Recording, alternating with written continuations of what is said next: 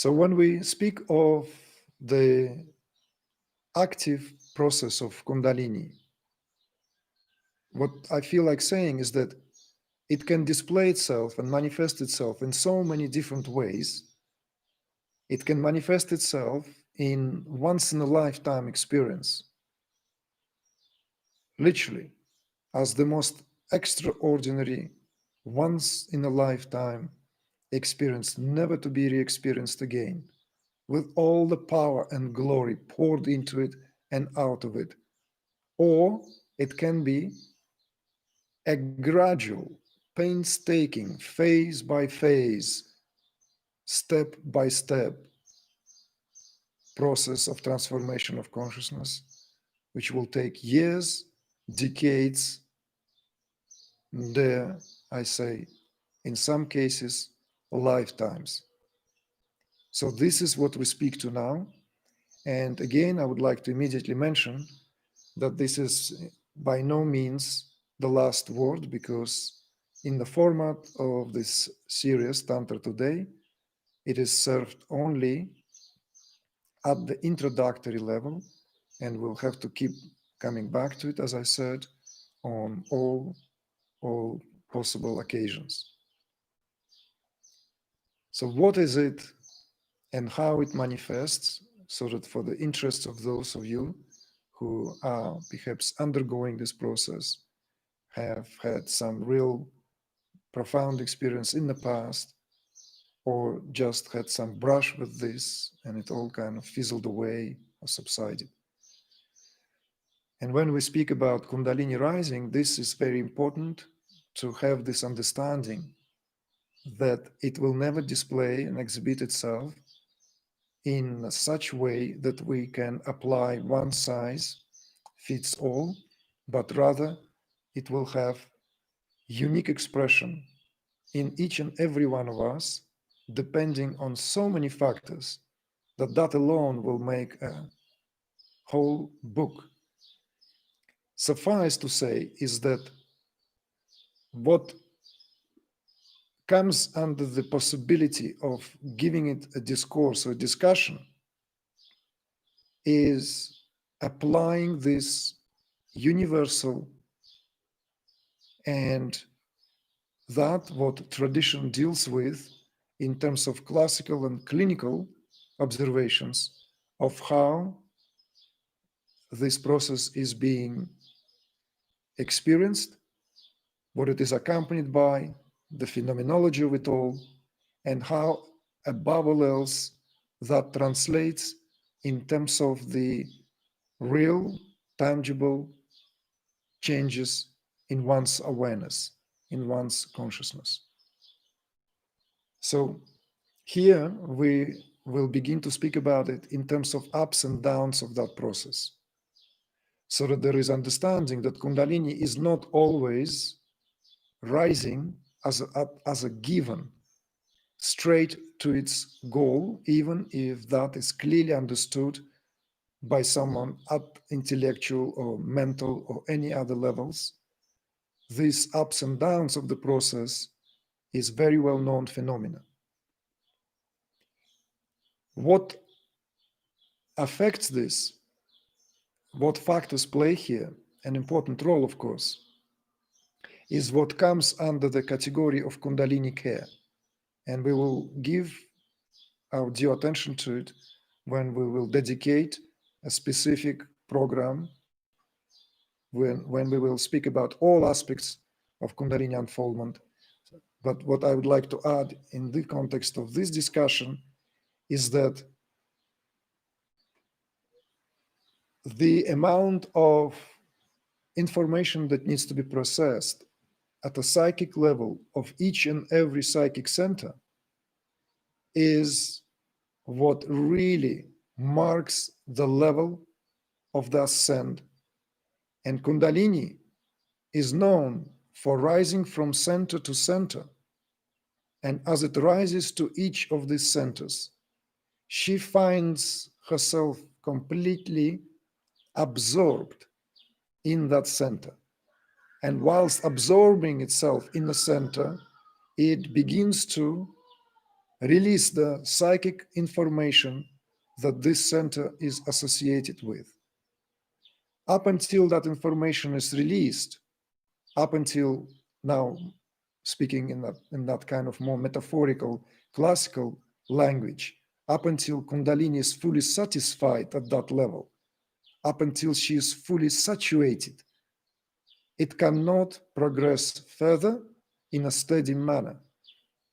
And with that being said, of course, certain cases of bypassing certain psychic centers are also known and need to be spoken with precision and clarity of understanding where that is a possibility and how can that happen. I will just add immediately to that it is not possible for Kundalini to ascend to the highest centers unless it had the chance to go through some of the crucial intermediary ones. So therefore, all these at times spoken kind of experiences of realization and enlightenment, whilst the psychic work hasn't been done, is a new age invention. It's simply impossible. In order for Kundalini to ascend to the highest centers, it needs to at least pass the threshold of the centers associated with elementary order, which are 5 in number. 5 in number, with the 5th classically spoken of known as Vishuddhi chakra, which is associated with the element of Akash or ether, which is the expressive potentiality of sound, expressive potentiality of space itself. So only when Kundalini can go beyond that, and when everything is clear, access to higher centers is granted. Now, what this in turn brings about is the necessity to speak about what makes this ascent stable, because tradition speaks about rising of Kundalini both in terms of the unstable nature of that rising versus that steady ascent. Obviously, if there is an amount of spiritual practice put forth, amount of guidance and understanding doubled by one's complete cooperation, dedication, and as an addition to that, this, if you will, what oils the process, that what comes from a different department other than just understanding, when this element of having this, well, quite frankly, this venerable attitude to these processes, then we know this to be a steady situation. And a steady situation produces steady ascent. Anything where this steadiness is lacking will end up with what is known as unstable rising. Unstable means people have spiritual experiences of Kundalini jumping, of Kundalini rushing up, and Kundalini does that whenever there is a given possibility. Once the steering and awakening takes place, it will do anything it can to expand within, because that's the power of consciousness. That power of individuation is contracted to itself, just like speaking from that perspective of Kashmir Shaivism. Individuality is not because there is ego as a separate entity. Monistic perspective do not recognize the autonomy of ego. Ego doesn't exist. It's an ephemeral, non-existent entity. What individuality is, Shiva in disguise in terms of its contraction. And this contraction is not also some haphazard experiment or a calamity that happened to Shiva, but a gradual, progressive, and dare we say, conscious overtaking, where consciousness, awareness, contracts to itself to such degree where it gives birth to this visceral experience of so and so. This is the magnificent perspective that Kashmir Shaivism operates with, where individuality can be contemplated from a very, very different perspective. So that contraction, obviously, has this opposite side to it, and the opposite of that is that expansion. That expansion already present in any stages of its contraction in form of pure potentiality. And Kundalini follows these inherent forces within consciousness that prompts awakened Kundalini to expand immediately.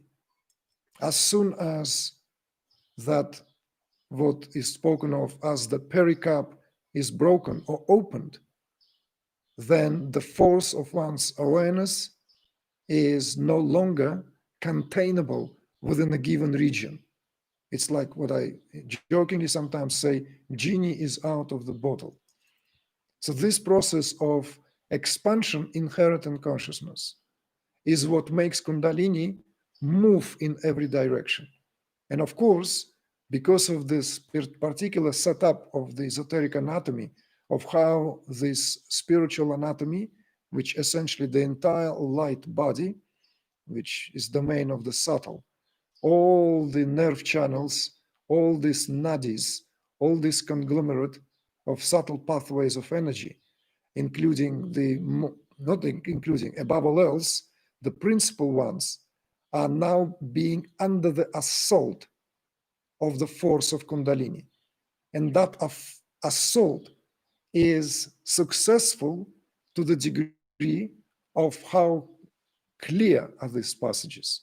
So when the passages are clear, ascent is profound, and we could even say immediate. In some cases, rare cases, it's as fast as it is immediate. It may take 3 days, it may take 3 months, or it may take 3 years. Please try to understand me here. This is all still considered to be immediate. Ramakrishna Paramahamsa spoken about his ascent, or the ascent of Kundalini he was going through, lasting 3 days. When we read the autobiography of a yogi of Swami Muktananda, that process took 8 years. And any other spiritual autobiographical accounts we come across, we can find different numbers of how it took or how long it took in terms of the full, complete ascent of that force to take before that stabilization in the stable unity consciousness can be spoken about.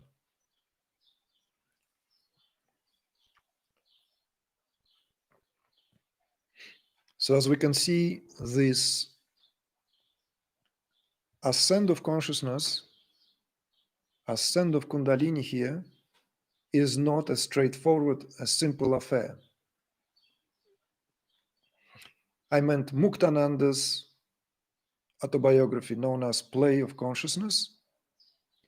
And overall, it took 8 years for the great yogi who Muktananda was at the time of his initiation.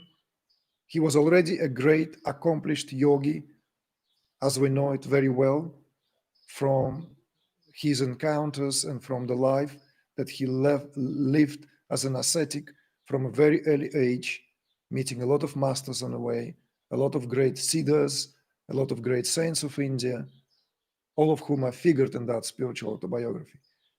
But we're counting it from the moment he received the Shaktipat from the Guru, at whose feet he received this initiation, finally coming back full circle to Swami Nityananda, and 8 years from there on. So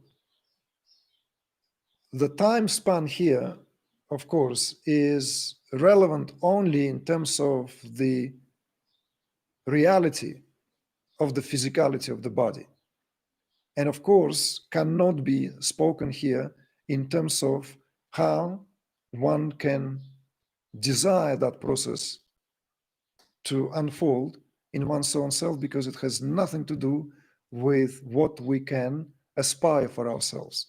One can inspire to have the most profound and the most powerful awakening, and one would like to complete this work in a given moment in time, but it's all down to nothing other than the grace.